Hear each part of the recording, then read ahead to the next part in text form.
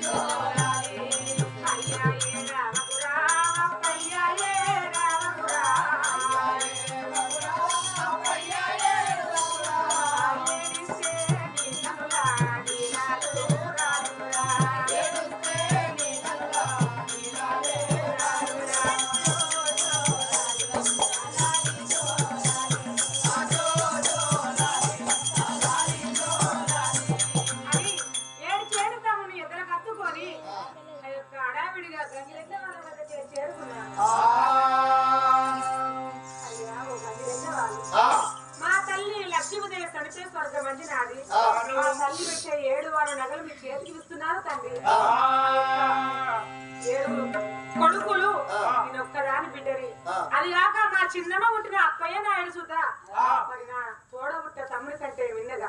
అవును, ఈ రోజు వారందరి పేరు తీసి మా తల్లి ఎక్కడున్నా కానీ మా తల్లి ఆత్మశాంతి చేకూరాలని మా తల్లి పేరు దేవి ఒక తమ్ముడారా. మా తల్లి లక్ష్మీదేవి, మా తండ్రి దాల్నాయుడు. ఈ రోజు మా తండ్రి దూరం అయిపోయినా గాని కన్న తండ్రి కాకుండా ఓడు. మాకు ఎన్నడైనా ఏ రోజుకైనా మా తండ్రి మాకు కలుస్తాడు. మరి మేమందరూ కలిసి ఉన్నట్టుగా మమ్మల్ని అందరూ దీవించు తండ్రి. సన్యాసమ్మ 7 వారాల నగలు తెచ్చి మా చేతికి ఇచ్చాలి. మా తల్లి పేరు పైన నాకు 8 మంది అన్నదమ్ములు. మరి నా పేరు సన్యాసమ్మ, మా తండ్రి దాల్నాయుడు. మరి వీళ్ళ పేర్లు చెప్పి ఎప్పుడు చదువు అన్నారు.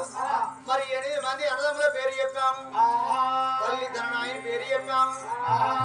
మరి చిన్నమ్మ రమణమ్మ పేరు చెప్పి మరి అరోహార మరి ఇంతమందికి మరి 7 వారాల సొమ్ములు ఇచ్చి కల్పిస్తున్నది. సరిపోయిన లక్ష్మీదేవి స్వర్గం అందాలని కొడుతూ పీకలు పడుతూ అరోహర అరోహర అని ఎప్పుడు సప్పుడు చేస్తున్నామో ఈ డోళ్ళ సప్పుడుకు ఆ పీకల సప్పుడుకు ఆ సొన్నాయి దెబ్బలకు మరి సంగరున్న పిల్లగాడు భయపడి క్యావ్ క్యావున వేడుస్తున్నాడు.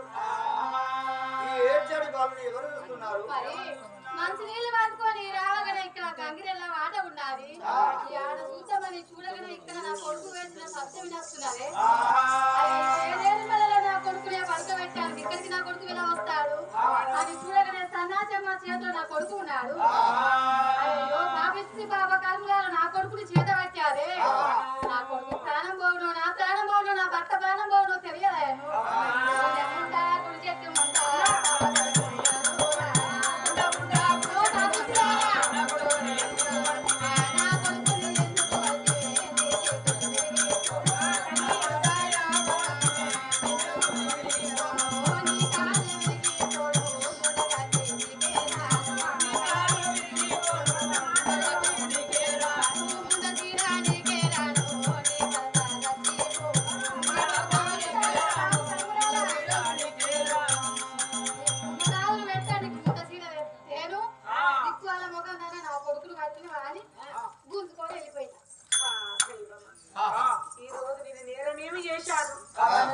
చిన్నమ్మ నోట ఈ రోజు అపశకనమైన మాటలు విన్నాను.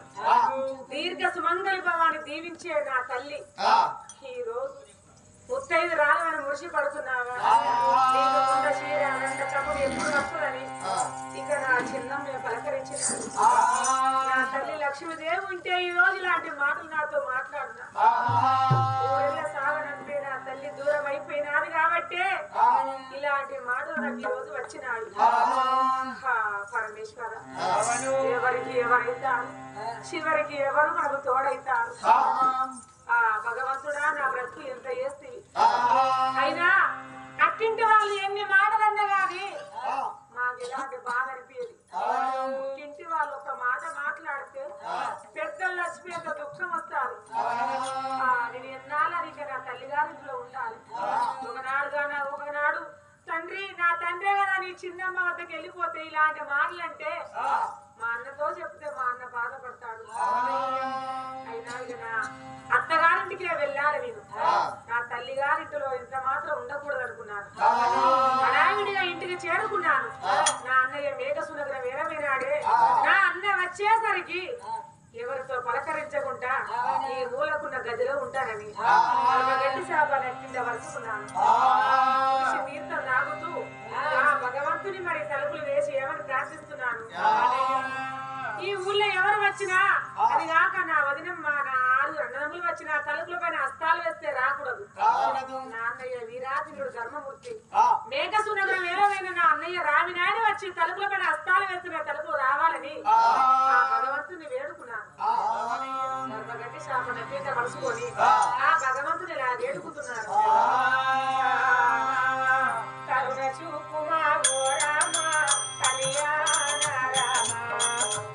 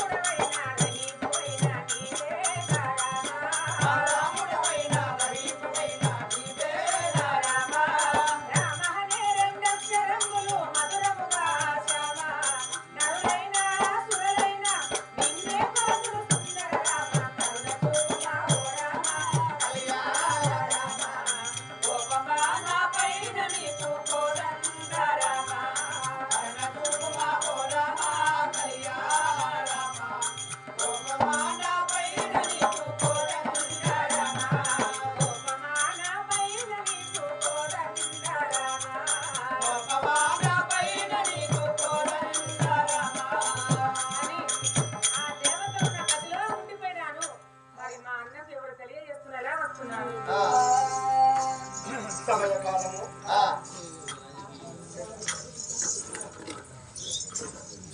ఆ సమయమందున గంగిరెడ్ల ఆటల వద్దకు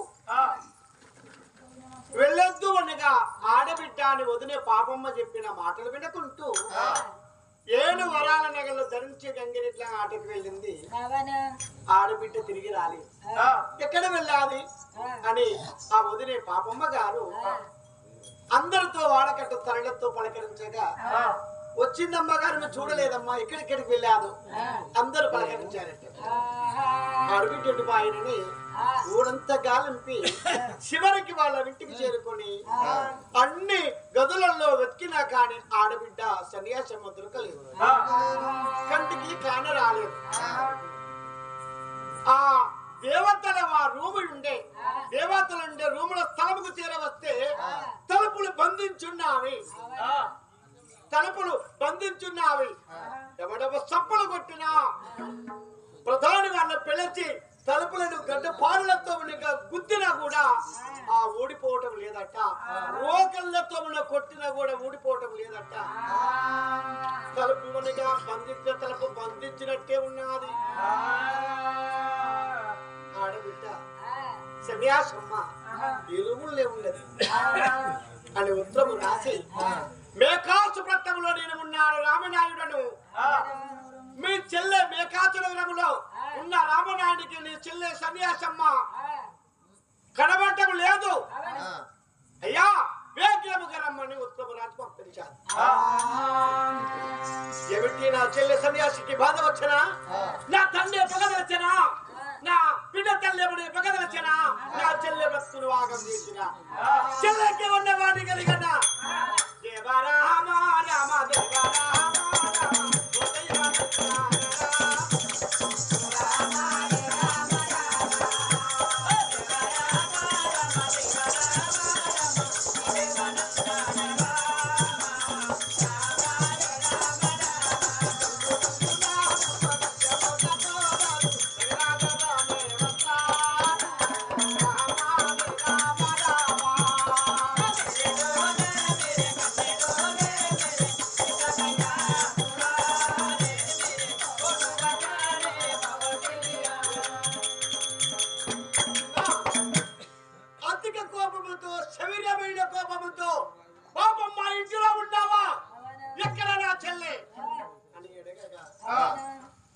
ఆమె భయపడుతూ కదా పట్టణంలో వెతికి చూశాను, మన ఇంటిలో వెతికి చూశాను, కానీ ఆ దేవతలు ఉండే రూములో తలుపు బంధించున్నదయ్యా. మేము ఎంత ప్రయత్నించినా కూడా రావటం లేదు అని అడగగా సరేనని ఆ దేవతలు ఉండే రూము వద్ద చేరుకొని నేను అడిగా అర్థమునిగా మోపి తలుపుల పైన అర్థం మోపగానే తలుపులు ఒడిగా బంధించిన తలుపులు విడిపోయినా తులసి